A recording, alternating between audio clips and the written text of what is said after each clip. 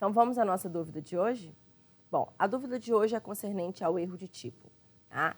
O que é o erro? Né? É o engano, né? A confusão do agente quando da prática, né? Da conduta delitiva. Tá?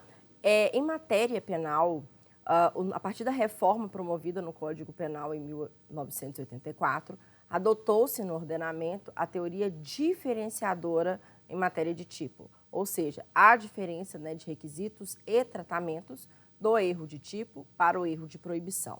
Tá? O erro de tipo é a falsa percepção da realidade. É isso que vocês têm que ter em mente quando, né, da análise da situação para se concluir, né, para valorar se o agente atuou ou não em erro de tipo.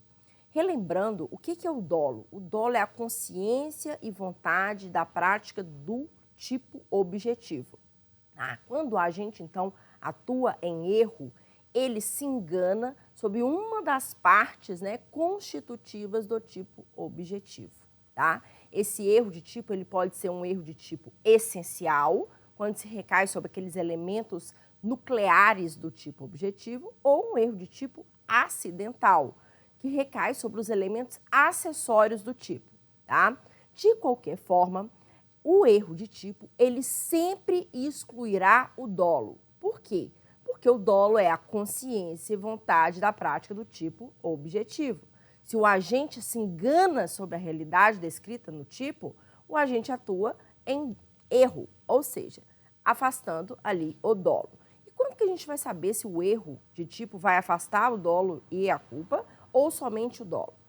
O que a gente chama de erro de tipo vencível ou invencível. Se ele for vencível, né, com um pouco mais de cuidado, o agente teria consciência plena daquela situação, o agente será afastado dele o dolo e ele responderá a título de culpa, caso, né, seja previsto essa modalidade culposa para o delito, né, por ele praticado, não afasta-se o dolo e ele responde a título de culpa. Agora, se o erro for invencível ou qualquer pessoa na mesma situação, tomando os cuidados necessários, ainda assim erraria sobre a situação fática, tá? Exclui-se o dolo e a culpa, ou seja, torna a conduta daquele agente atípica, tá? Bom, o erro de proibição, por sua vez, atinge o agente no que se refere à potencial consciência da ilicitude.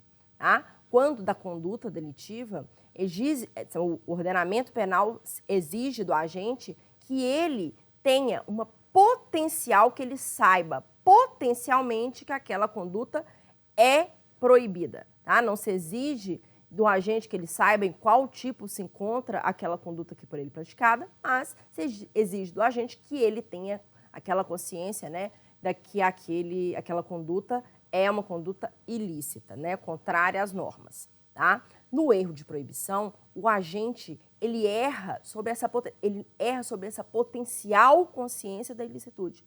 Ele acredita, né, que aquela situação por ele praticada, né, não encontra proibição no ordenamento. O erro de proibição, por sua vez, qual que é, né, a consequência do erro de proibição? Se o erro de proibição for vencível, haverá somente uma redução da pena. Se o erro de proibição for invencível, ou seja, qualquer um naquele nicho social, naquela mesma situação do agente também erraria, tá?